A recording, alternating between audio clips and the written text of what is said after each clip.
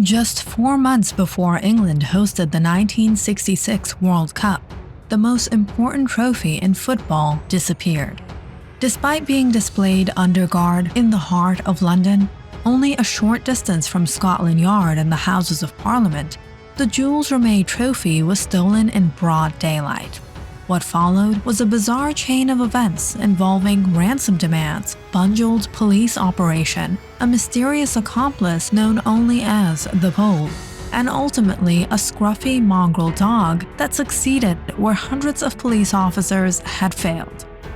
Remarkably, this wasn't the only time the famous trophy would be stolen. Although it was eventually recovered in 1966 and later awarded permanently to Brazil, the Jules Rimet Trophy would disappear again less than 2 decades later. And the second theft would have a much darker ending. The World Cup trophy had already survived extraordinary circumstances before the events of 1966. Created for the inaugural World Cup in 1930, it quickly became the most coveted prize in football. During the Second World War, however, there were fears that it could be seized or destroyed as conflict spread across Europe. At the time, Italy was the reigning world champion and in possession of the trophy. Determined to protect it, FIFA Vice President Ottorino Barassi removed it from a bank vault and hid it inside a shoebox beneath his bed. While armies marched across Europe and governments collapsed around him, football's greatest prize remained concealed in an ordinary bedroom. The unusual hiding place worked. The trophy survived the war and eventually returned to international football. In 1946, it was officially renamed the Jules Rimet Trophy in honor of the FIFA president who had helped create the World Cup. For the next 20 years, it traveled between nations as champions earned temporary possession of the famous prize. By January 1966, the Football Association had taken custody of the trophy ahead of the World Cup tournament scheduled to take place in England that summer. Normally, it was kept at the FA's headquarters at Lancaster Gate in London.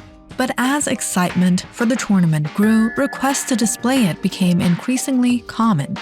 One of those requests came from the internationally renowned Stanley Gibbons Stamp Company. The Football Association agreed, but strict conditions were imposed. FIFA President Sir Stanley Roos insisted that the trophy be transported by a reputable security company, displayed in a locked glass cabinet, protected by guards and insured for £30,000.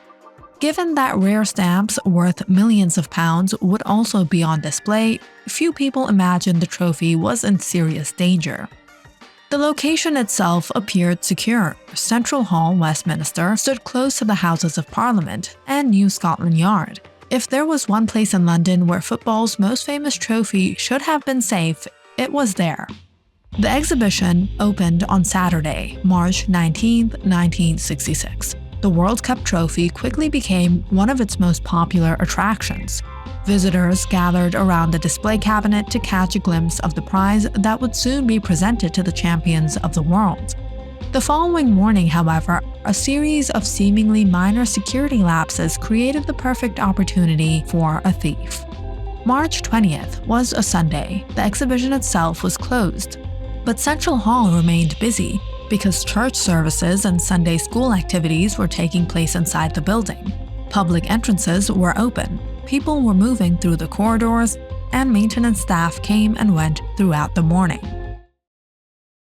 At around 9 a.m., security guards completed a routine inspection. Everything appeared normal. A short time later, maintenance workers entered the exhibition area to carry out cleaning and upkeep tasks. Both men later stated that they had seen the trophy inside its display cabinet before leaving. At 11 a.m., guards checked the trophy again. It was still there. Nothing seemed unusual. One of the guards, Frank Hudson, later recalled seeing a man standing near a public telephone close to the exhibition area. The man remained there for several minutes. Since the building was open to churchgoers and members of the public, there was no obvious reason to challenge him. The guards continued with their routine. Shortly after noon, they made another inspection. This time, the trophy was gone. The display cabinet had been forced open. A quick search of the building revealed signs of break-in near the rear doors. Investigators discovered that the wooden security bar securing the doors had been cleverly disabled from the outside. The thieves had removed the fittings holding the bar in place, allowing the doors to be opened without attracting attention. At some point during the morning, someone had entered the exhibition area, opened the display case, removed the Jules Rimet Trophy, and escaped. None of the guards had seen it happen. The disappearance immediately became international news. Newspapers across Britain carried headlines about the missing World Cup trophy, while football officials struggled to explain how such an important object had vanished from one of London's most prominent buildings. Behind the scenes, the investigation took an unexpected turn. The day after the theft, Football Association Chairman Joe Mears received an anonymous phone call. The caller informed him that a package would soon arrive and instructed him to follow the enclosed directions. The parcel arrived at Mears' home shortly afterward. Inside was a removable section from the top of the Jules Rimet Trophy itself, along with a ransom demand of £15,000. The message was clear: pay the money and the trophy would be returned. Refuse and it would be destroyed. The note instructed Mears to place a coded message in a newspaper if he wished to proceed with negotiations. It also warned him not to involve the police. Mears immediately ignored that instruction. He contacted Scotland Yard and handed over the ransom note along with a detached piece of the trophy. Detective Inspector Charles Buggy of the Flying Squad was assigned to the case. Police decided to continue communicating with the caller in the hope of arranging a meeting. The man behind the ransom demand identified himself only as Jackson. Over several tense phone calls, plans were made for an exchange. Police assembled the requested money, although much of the suitcase consisted of bundles of paper with genuine banknotes placed on the outside to create the appearance of a full ransom payment. The operation was intended to recover the trophy and capture the criminal at the same time. What followed was hardly a textbook police success. On March 25th, Jackson called again to arrange a meeting in Battersea Park. By then, Joe Mears had suffered an angina attack and was confined to bed. Detective Inspector Buggy therefore posed as one of Mears' representatives and took over the negotiations. When Jackson arrived at the agreed location, he appeared nervous almost immediately. He inspected the suitcase and confirmed that the money appeared genuine. However, he refused to hand over the trophy. Instead, he claimed it was hidden elsewhere and suggested that he and Buggy drive together to retrieve it. Buggy agreed. The two men climbed into a car and spent the next several minutes driving around South London. As they traveled, Jackson repeatedly glanced behind them. What worried him was a police surveillance van. Although undercover officers were attempting to follow discreetly, Jackson became convinced he was being watched. He spotted the same vehicle more than once and grew increasingly suspicious. At one point, he reportedly remarked that he recognized the type of van used by the Flying Squad. The operation was beginning to unravel. Eventually, Jackson instructed Buggy to stop near Kennington. He claimed he would retrieve the trophy from a nearby hiding place. But before he could leave, he once again spotted the surveillance van. Now fully convinced he had walked into a trap, he panicked. Moments later, he jumped from the moving vehicle and ran. Buggy immediately gave chase. The pursuit continued through nearby streets and a builder's yard before the detective finally cornered the suspect in the back garden of a house. His real name was Edward Betchley. Far from being a criminal mastermind, Betchley was a 47-year-old petty criminal from Camberwell with financial problems and a relatively minor criminal record. Yet despite his arrest, police still had a major problem. They didn't have the trophy. During questioning, Betchley denied stealing it. He claimed he had merely acted as an intermediary for another man known only as the Pole. According to Betchley, this mysterious figure had recruited him to handle ransom negotiations. Whether the Pole actually existed has never been conclusively established. What is certain is that police were no closer to recovering the World Cup trophy. Then, on the evening of March 27th, the case took one of the most unexpected turns in sporting history. 26-year-old David Corbett lived in Upper Norwood, South London.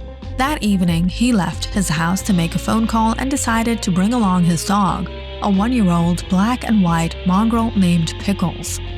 As they walked behind Beulah Hill, Pickles suddenly became interested in something hidden beneath a hedge beside a parked car. The dog refused to move on. Curious, Corbett investigated. Hidden beneath the hedge was a package wrapped in newspaper and tied with a string. Corbett picked it up and began tearing away the paper. Inside was a gold-colored trophy. At first, he had no idea what he was looking at. Then he noticed the engraved names of previous World Cup winners on the base. He realized he might have found the missing Jules Rimet Trophy. Corbett immediately took the trophy to the police. Officers were initially skeptical, but after further examination, football officials confirmed that it was genuine.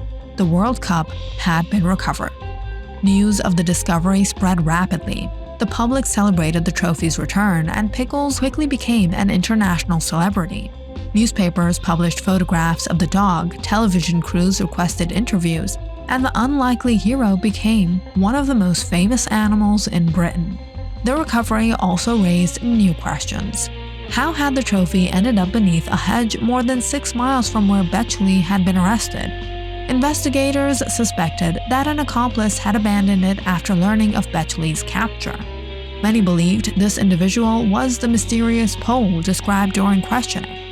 If that theory was correct, the real thief may never have been identified. Whatever happened, the trophy was back in football's possession.